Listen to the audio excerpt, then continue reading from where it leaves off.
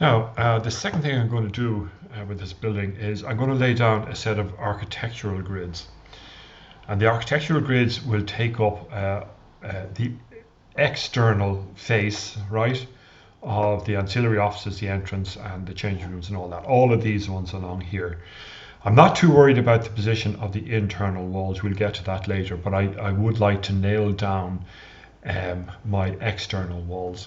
Now, to do this, what I need to do is have a think about how I'm going to arrange the slab, the concrete slab that will go underneath the offices area here, and also the system that I'm going to use in terms of creating the external walls. So I'm going to use this detail here, and it's a CLT detail. It'll be slightly different, but roughly kind of what's going to happen here. And the reason that I want to pin this down is that I want to get the positions of the grids laid out correctly as well. Okay, so here's my CLT wall. Here's the CLT section, right? It's approximately 130, I think it is, from this face here to that face there. Got a service cavity and gypsum wall board there. I've got insulation here, a breather membrane, counter battens, and then some type of a finish there. Okay, that's roughly what I'm going for. Now, it's the position that the CLT comes down onto the slab. That's what I'm interested in here.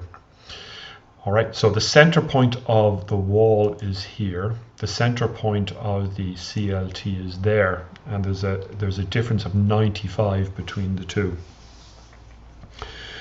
So if I was to do this wall makeup, right? So I'll go back into Revit and I'll open up my wall categories. I'll select a wall, I'll duplicate it, and then I'll add all of these elements in, so that it is coming in around that 441 mark, something like that. And then I go back to my ground floor plan here. All right, so what I'm going to say is that the center of the CLT wall will be the center of this wall here. Okay, will be the center of this wall here. And then let's just get back into this one. So if I'm going to place the grid, right, the grid, I want the grid in the center of the CLT wall. Then when I go and lay my wall in, I'll do an offset of 95, right, from the wall center line to the center of the CLT. Okay, so I've had this kind of worked out beforehand. Now that means that the slab will come out to the edge of that CLT, so we're getting a full support on the slab edge for that. So that is my thinking on it. So what I'm going to do is I'm going to introduce a set of architectural grids, and I'll go into architecture and into grid, and I'll swap out for that. And then what I want to do is get the center of this wall here, right, like so. And I'll drag that out to there. Escape. And this won't be E, this will be an A1, right? That's the start of my architectural grids there.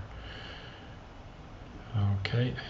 Now, this wall here, I'm not counting that in the architectural grid. That's part of the engineering grid setup there, so we'll come back to that later.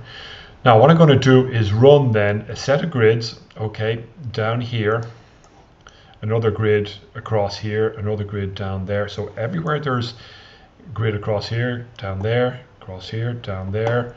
All right, and then the same over on this side here, and they will all be my architectural grids.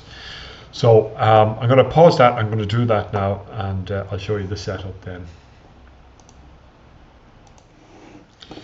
Now, so I've got my architectural grid set up, and again, I'm using the denunciation of A, so that's AB, AC, and so on like that. What I'll do is I'll just take that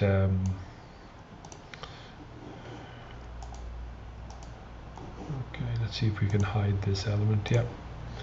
Now, so that's roughly how my grids are working out. Okay.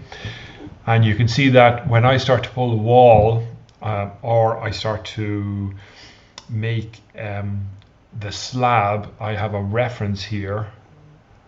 Okay, each time, and I can follow that the whole way through there, across here, and then over there, to finish out both the slab and the external wall as well. Okay. Now, so once you've got your engineering grid and your architectural grids sorted, what we need to do then is do the levels. Before we do any modeling, we'll do the levels now before we go on to do anything else. So we'll do that in the next video.